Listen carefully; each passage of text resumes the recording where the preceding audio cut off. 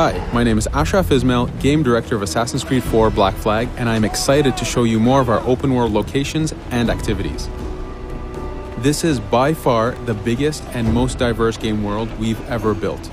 Over 50 major locations and more than 75 uncharted islands. In this demo, we will be jumping around to different parts of the Caribbean world and showing off some of this diversity. Here we are on Andreas Island, a coconut island with a pirate village. Up ahead, we have a tavern. Taverns are places where you can hire crew, pay for secret information about valuable convoys, you can play mini games, and of course, you can have a drink. To gain access to all of this, you need to prove yourself with your fists.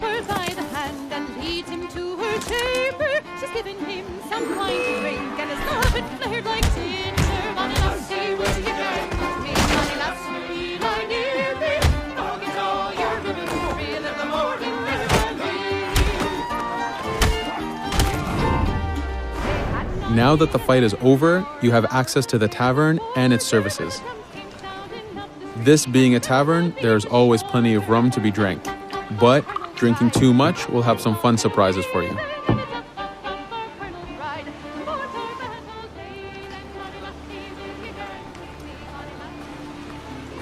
Now let's head to that viewpoint and sync up.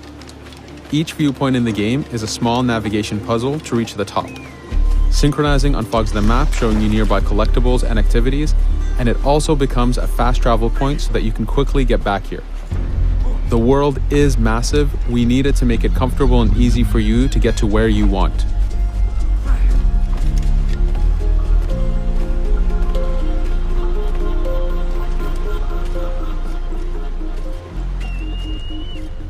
These viewpoints are also an opportunity for us to show off how beautiful and expansive this world really is.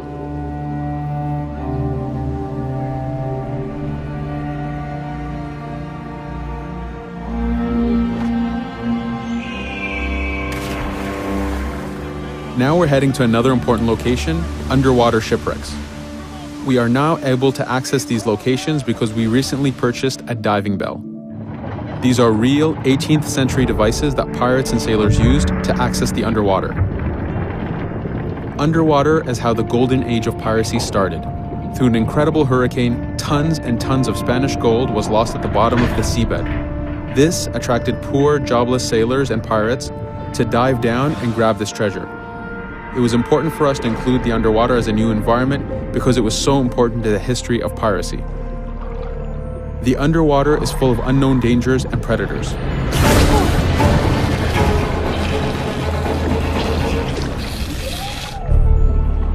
You do have to pay attention and act quick, but the risk is worth the prize as you need a lot of money to get all the upgrades for your ship, the Jackdaw.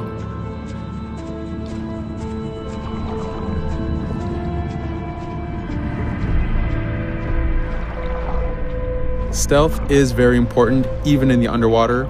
Here, we can use the seaweed and plant life to keep yourself hidden from sharks and other dangers.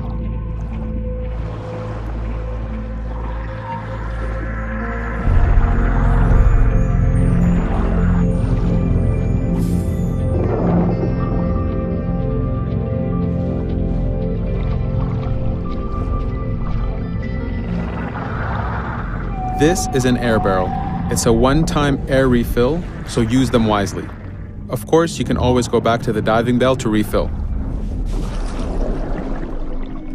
We are going to move to a different location now. This is a smuggler cave.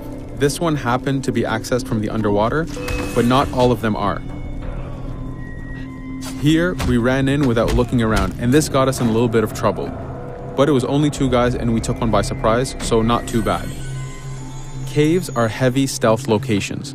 Stealth is key in this game. We've put a lot of effort in to make it a valuable and exciting gameplay for players. Since we came from the underwater, Edward does not have his weapons or guns. You will have to use your stealth tools to get through this. Here, we will utilize the whistle to take out the brute.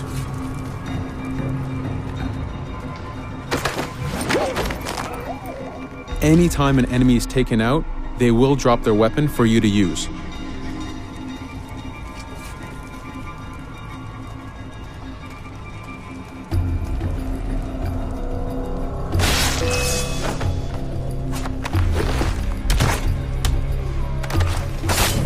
Again, we are taking these guys by surprise and using their own weapons against them.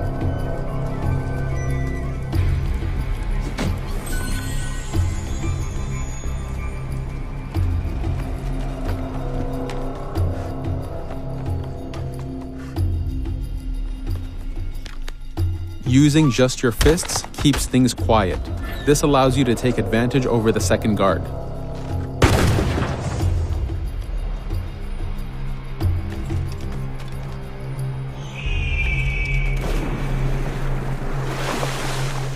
Up to this point, we've been doing a lot of pirating. This has attracted the attention of pirate hunters. This is fed back to you with the clashing swords above the health bar.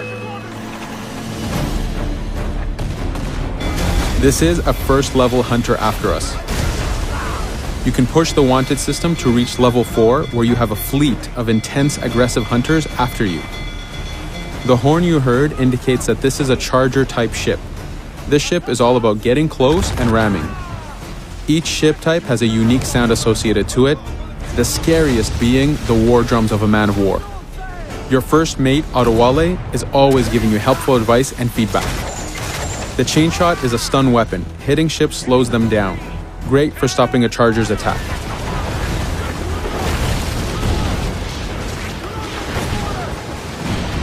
As the masts come down, we can start a boarding. We need to take out 10 crew members to win the boarding. Of course, we can do it any way we want. In this case, since this is a smaller ship, the swivel gun is very efficient.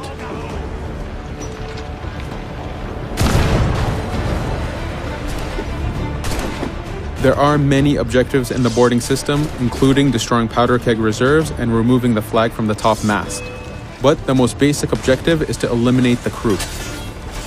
Here you can see Edward utilizing his dual cutlasses and guns, combining them in counters and combo attacks.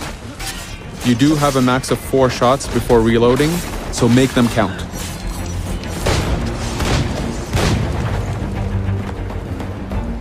Plundering a hunter allows you to send a very powerful ship to your fleet. They are also a good way to gain ammo for the Jackdaw. In this case, we will use this opportunity to lower our wanted level.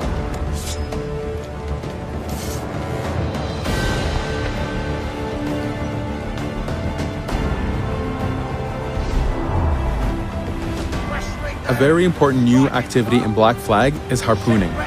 Historically, pirates harpooned as a source of income. Ready the whaleboat, lads.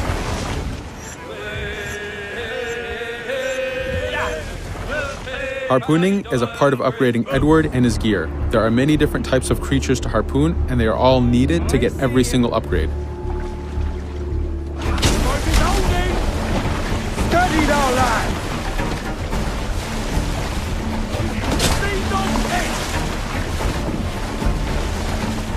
Success! Turn into sea ray!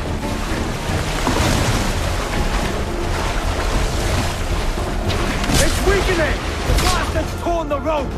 Stay sharp, lads.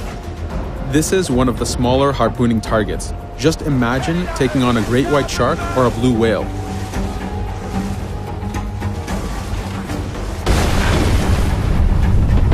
This one's dangerous! The harpooning activity itself has upgrades, and you will need them to take on the bigger targets. You can upgrade the health of the rowboat, the number of harpoons you carry, and the damage of the harpoons themselves.